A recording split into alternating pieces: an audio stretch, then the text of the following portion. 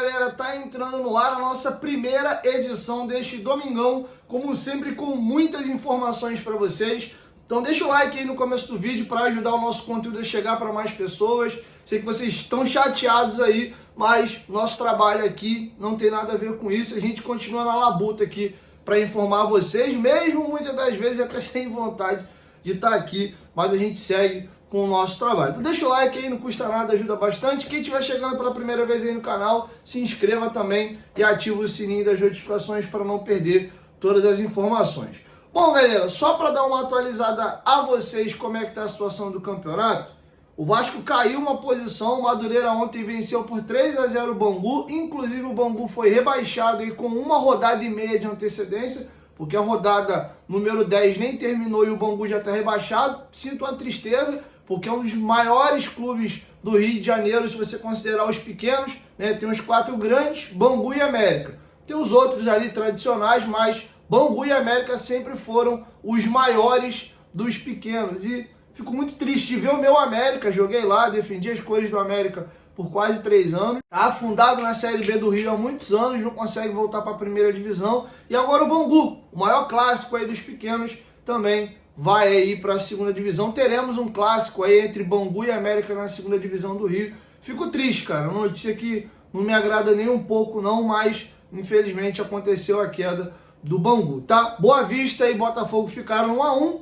resultado positivo pra gente, e o Flamengo nos venceu por 2-0. E aí tá passando para vocês a classificação atualizada. Para quem ainda quer e tá torcendo pro Vasco avançar para as semifinais, é bom torcer por um empate nessa rodada entre Fluminense e Nova Iguaçu. No pior dos cenários, se tiver um vencedor, que seja o Fluminense, mas isso vai nos obrigar a vencer o Botafogo na próxima rodada. Vitória essa do Fluminense que não pode passar de 2 gols, eu explico. O Fluminense nesse momento tem saldo 1, vencendo ali até por 2-0 ou 2 gols de diferença, vai para um saldo 3. O saldo do Vasco é 3, empata. Número de vitórias vai empatar também, o Fluminense chegaria à terceira vitória assim como o Vasco, sendo que o Fluminense no atual momento fez 8 gols, o Vasco fez 12. Então se o Fluminense vencer por 2-0 ou 3-1, ali o Vasco ainda se sustenta. Se for um 4-2, por exemplo, aí o negócio empata em todos os quesitos aí, não sei se é cartão amarelo, confronto direto, já nem sei dizer qual o próximo critério. Então, Nova Iguaçu vencendo no espaço, o empate acho que é o melhor dos cenários, até porque trava ali o Fluminense pensando na última rodada. Sampaio Correia e Volta Redonda, Sampaio Correia empatando não nos passa, empata aí número de pontos ali, mas no saldo de gols a gente se mantém. O melhor mesmo é a vitória do Madureira, do Volta Redonda já está aí classificado praticamente, já sela também matematicamente a classificação dele com uma vitória hoje. Dá uma travadinha no Sampaio Correia e Portuguesa e Maricá. Vitória da Portuguesa é o melhor cenário, mas um empatezinho ali também faz ali o Maricá chegar a 13 pontos, ficando a 1 da gente. E aí fica tudo para a rodada derradeira. Botafogo, como eu já expliquei, tá naquele meio barro, meio tijolo, deve vir desfalcado, nem sabemos se vai ser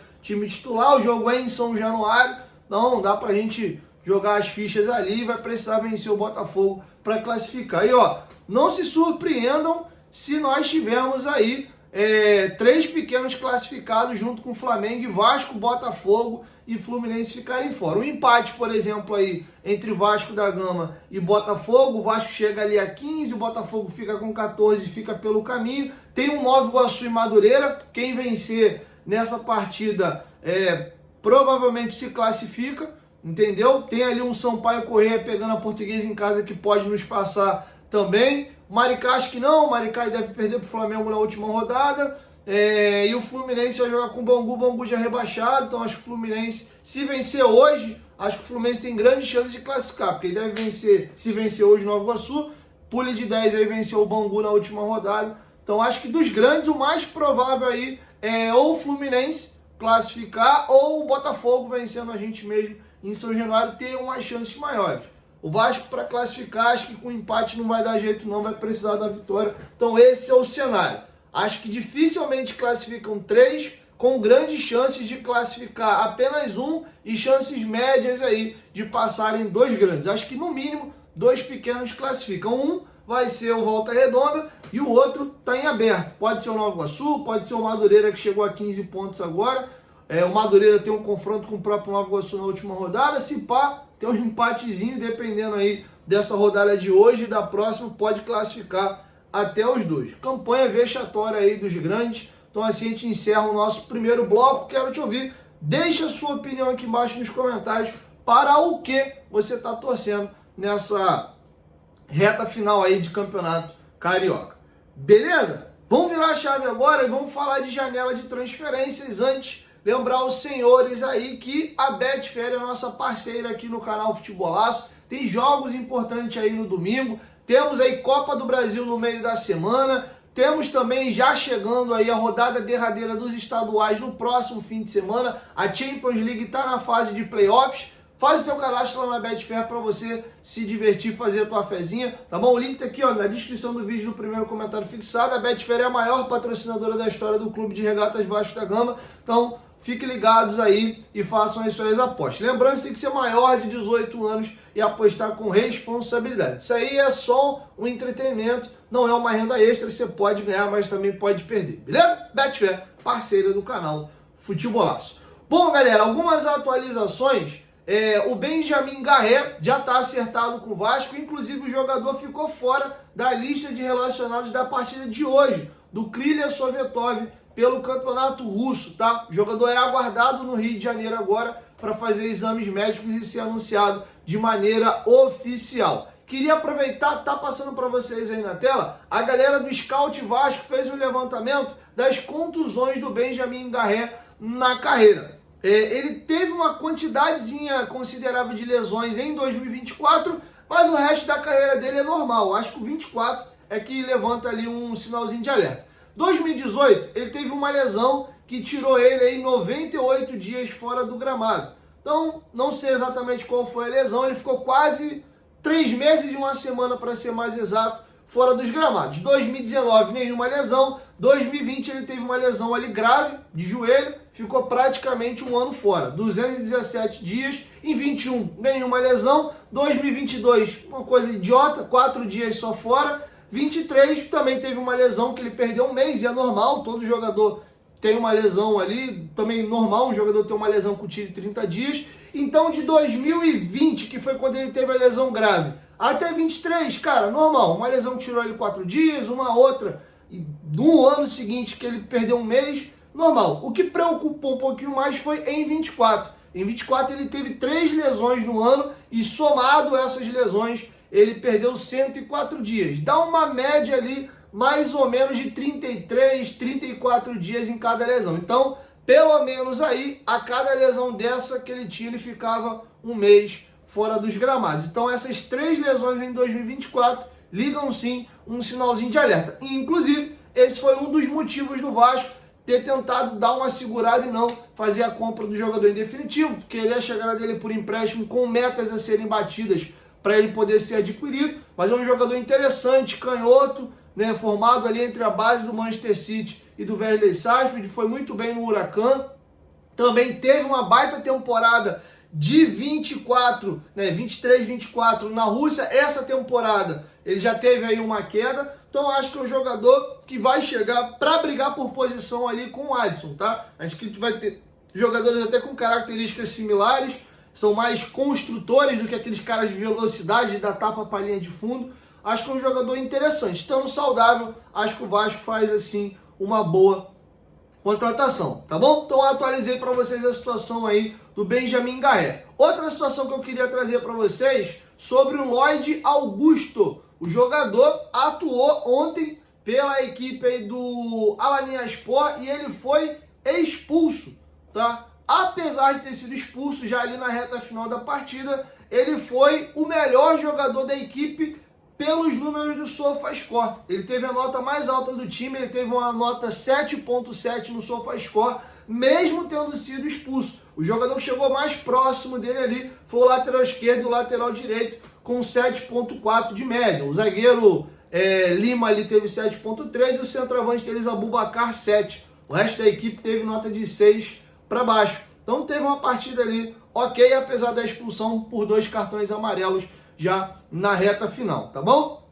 A negociação entre Vasco e Lodi Augusto segue e temos uma novidade, tá? O Vasco abriu negociação para contratar o ponta esquerda português de 25 anos de idade, o Nuno Moreira. Nessa temporada o jogador tem números até interessantes pelo Casa Pia, que era o clube do Cleiton Silva antes dele vir ao Vasco da Gama. Na atual temporada ele tem 23 jogos com 9 gols e 5 assistências, ou seja, são 14 participações em gols em 23 partidas, dá mais de uma participação em gol a cada 2 partidas, são números interessantes. Ele é formado também na base do Sport, assim como o Lodi Augusto, sendo que ele nunca teve a oportunidade ali na equipe do Sport. Ele inclusive chegou até o Sub-23 do Sport, não era aproveitado pela equipe principal, saiu para o Vizela, ficou 3 temporadas atuando no Vizela, inclusive a equipe que o Álvaro Pacheco comandou, e ele se transferiu em janeiro de 2024 para o Casa Pia. E aí, desde então tá lá, tem 1 ano e 2 meses mais ou menos que o jogador encontra-se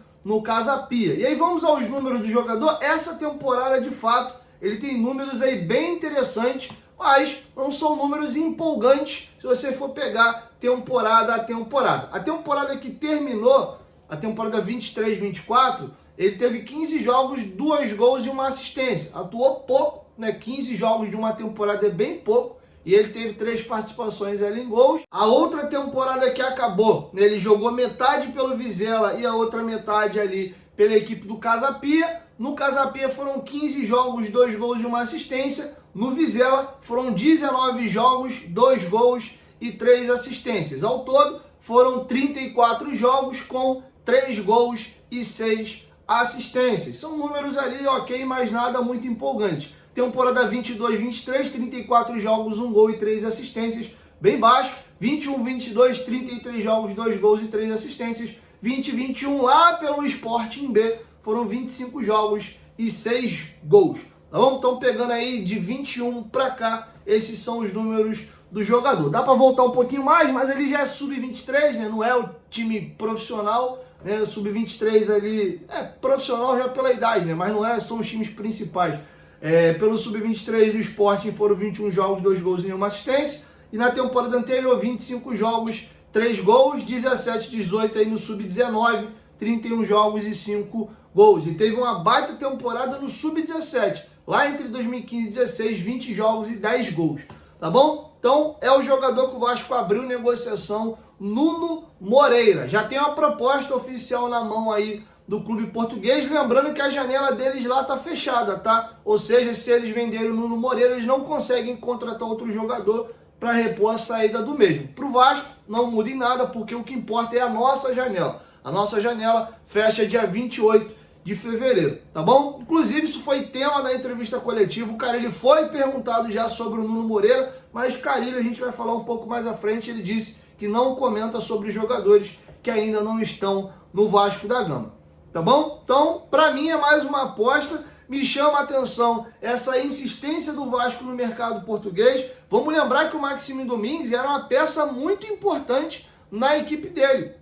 Ele veio ao Vasco da Gama e não conseguiu se firmar no Vasco até agora. Até iniciou bem o estadual, sinceramente nem entendo, porque o Carille não tem utilizado ele nos últimos jogos. Ele tem dado mais oportunidades ao Alegria e o próprio Jean Davi, e o Maxime ficou aí meio que escanteado. Não estou gostando muito disso, mas estou pegando exemplo de um jogador que estava bem no Campeonato Português, veio para cá e não rendeu. O Cleiton Silva, idem, não estava arrebentando no Casa Pia, veio para cá. É bem verdade que foram pouquíssimas oportunidades, voltou para Portugal, continua arrebentando. A gente vai pegar um jogador de time pequeno de novo, que é o Casa Pia. Tinha jogado antes pelo Vizela, que é uma equipe que mais jogou Série B e C do que propriamente a primeira divisão. Até o Álvaro Pacheco foi subindo de divisão ali com o Vizela, e agora vai chegar para um time grande, numa pressão desgraçada e precisando de jogadores prontos.